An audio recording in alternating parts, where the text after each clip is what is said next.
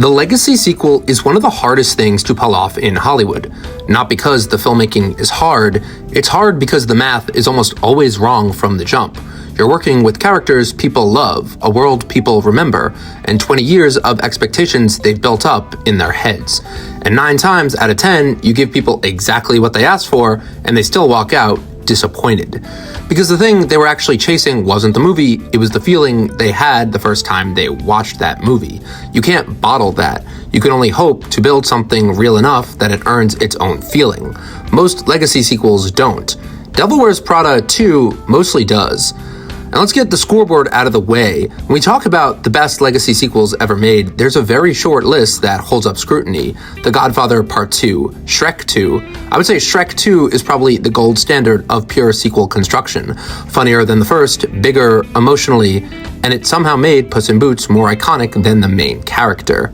Top Gun Maverick took a movie that was essentially a Navy recruitment ad with a volleyball scene and really great soundtrack and turned it into one of the most emotionally satisfying blockbusters of the last decade. 36 years later, Creed modernized the Rocky franchise by focusing on Adonis Creed's underdog journey while letting Rocky step into a mentor role. And Ryan Coogler made Stallone cry in a hospital and made us cry with him. Mad Max Fury Road, arguably the most radical entry on the list, a movie so committed to reinvention that it replaced its original lead entirely, handing the wheel to Tom Hardy and Charlize Theron, and never looking back. These are benchmarks, and the thing they all share, the one thing, is that every single one of them has something to say. They're not just check-ins, they're arguments. Maverick is about obsolescence, Creed is about inheritance, Fury Road is about survival and what you fight for. The best legacy sequels are always secretly about time, what it takes, what it leaves behind, and whether anything you built actually meant something. Devil Wears Prada 2 lands in that conversation. Not at the top of it, this isn't Top Gun Maverick, but it's in the conversation, and that's a real achievement for a movie about fashion magazines. Here is what's actually happening in the film. Andy Sachs, played by Anne Hathaway, gets laid off from her journalism job and ends up back at Runway as the new features editor and finds herself working for Meryl Streep's Miranda Priestly again, this time trying to save the publication from being gutted by Jay Ravitz, the chairman's son, played by BJ Novak, who takes over after his father's death and immediately wants to turn a legacy institution into a content farm.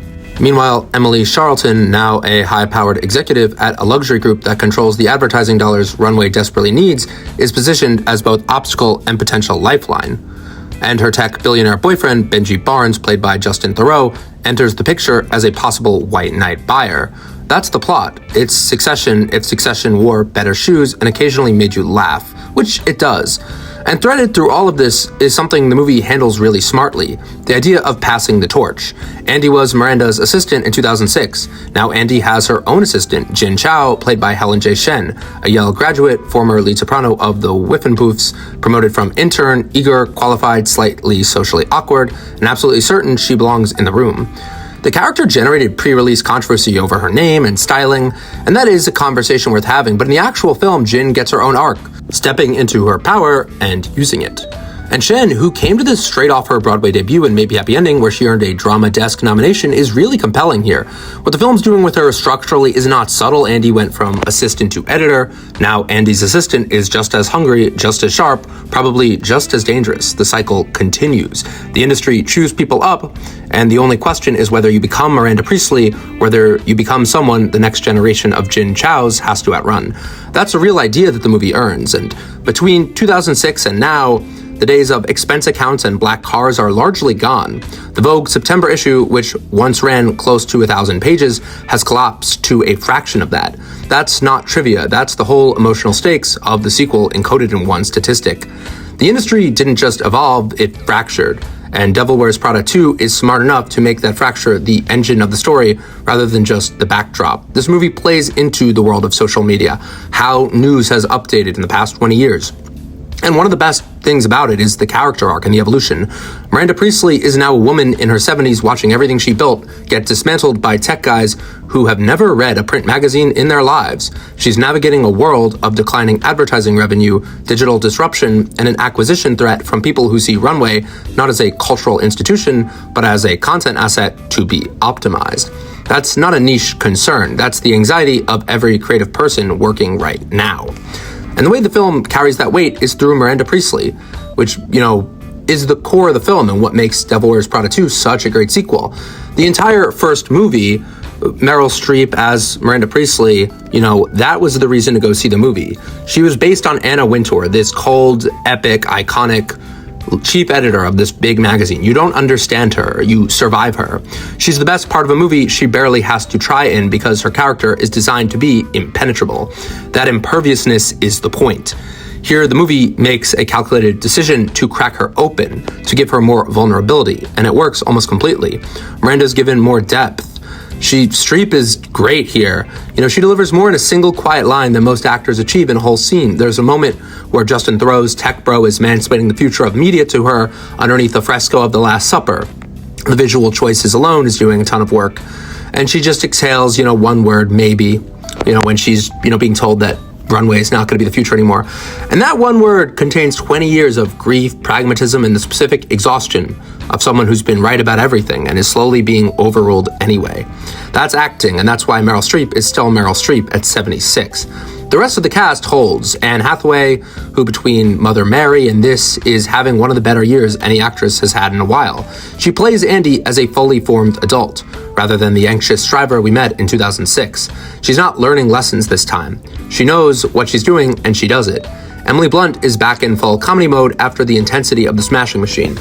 And she's effortlessly funny in a way that reminds you she can actually do anything. This is the actress who did A Quiet Place and Oppenheimer, and she's here making you laugh at runway politics with the same total commitment she brought to those other performances.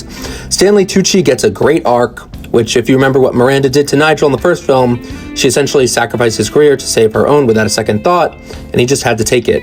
This lands with real weight here, and he gets something resembling justice. Like I said, I really like Justin Theroux in this. He brings great energy. Simone Ashley plays Miranda's new assistant, and that dynamic, Miranda with a fresh victim versus Miranda watched from a distance by Andy, who survived her, runs as a quiet undercurrent throughout the whole film.